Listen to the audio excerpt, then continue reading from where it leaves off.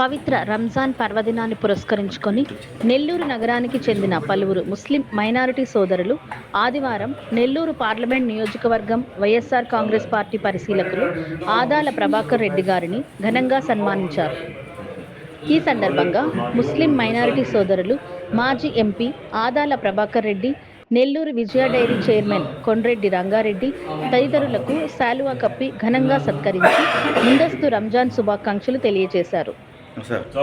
ఈ సందర్భంగా జిల్లాలోని ముస్లిం మైనారిటీ సోదరీమణులందరికీ మాజీ పార్లమెంట్ సభ్యులు ఆదాల ప్రభాకర్ రెడ్డి గారు ముందస్తు రంజాన్ శుభాకాంక్షలు తెలియజేశారు.